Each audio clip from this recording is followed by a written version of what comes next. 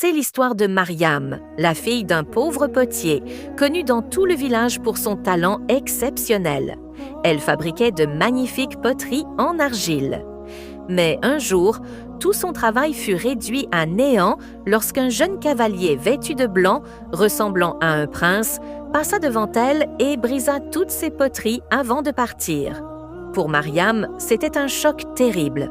Pourtant, elle ne perdit pas courage. Elle demanda au jeune homme de compenser ses pertes en lui donnant sa bague. D'abord, il se mit à rire, puis en voyant les larmes briller dans ses yeux, il lui tendit sa précieuse bague. Pour Mariam, c'était comme un trésor, mais en rentrant chez elle, elle réalisa que la bague avait disparu. Elle pensa que la malchance la poursuivait. Ce soir-là, son petit frère Samir rentra à la maison et lui apporta la bague perdue. La joie de Mariam ne connaissait plus de limites. La situation financière de la famille n'était pas bonne. Son père, autrefois potier, ne pouvait plus travailler à cause de la maladie. La responsabilité du foyer tomba donc sur les épaules de Mariam. Elle avait appris le métier et, grâce à son travail acharné, elle s'était fait un nom dans tout le village. Un jour, Zaïd, le fils d'un riche villageois, vit son travail et lui assura que ses poteries se vendraient très bien à la foire de la ville. Ces mots ravivèrent une lueur d'espoir dans son cœur. Elle travailla avec un nouvel élan. C'est alors qu'elle croisa à nouveau le même cavalier. Cette fois, il venait pour compenser les pertes qu'il lui avait causées. Mais Mariam avait beaucoup de questions. Pourquoi revenait-il sans cesse vers elle? Il commença à se montrer autour d'elle. Là où il avait détruit ses poteries autrefois, il déposait maintenant de l'argent dans ses mains avant de repartir. Mariam était troublée. Qui était-il réellement? Pour vendre ses poteries, Mariam décida un jour d'aller dans un autre village. Elle marcha toute la journée, frappant à chaque porte, proposant ses poteries avec douceur. « Kala, achetez ce plat. Chacha, regardez ce verre. Je l'ai fait de mes propres mains. » Mais personne n'acheta rien. Son cœur se brisa. La fatigue, la solitude, la déception, tout s'abattit sur elle. Le soir tombait, la peur montait. Soudain, elle entendit le galop d'un cheval.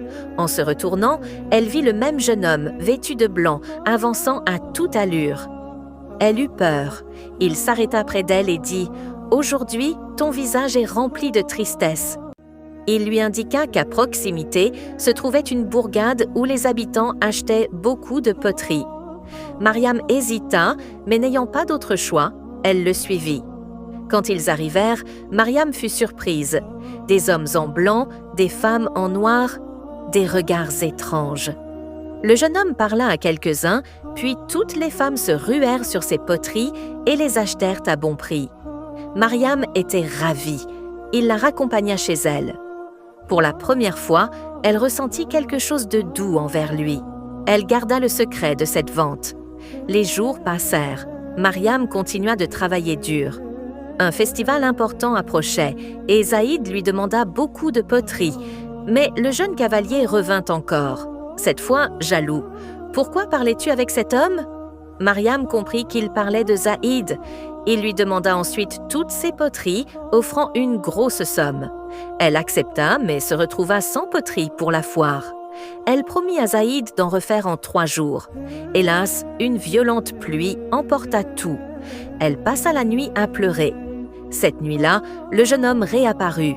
Il prit de l'argile entre ses doigts et d'une rapidité surnaturelle fabriqua des poteries magnifiques, si belles que Mariam en resta bouche bée. Le lendemain, Zaïd revint avec une médaille.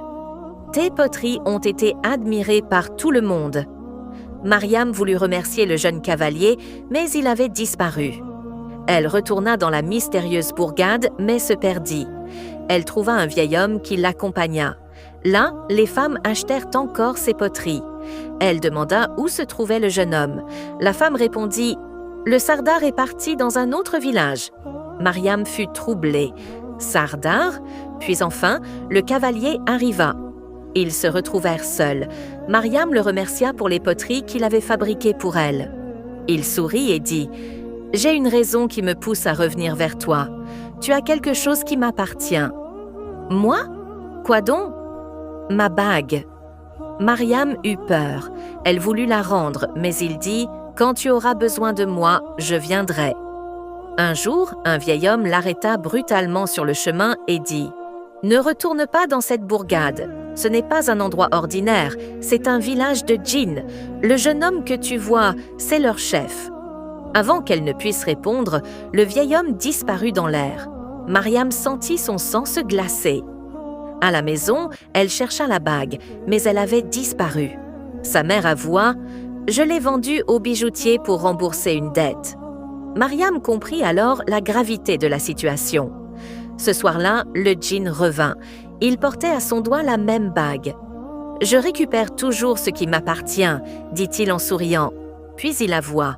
« Le jour où je t'ai vu pleurer, je suis tombé amoureux de tes larmes.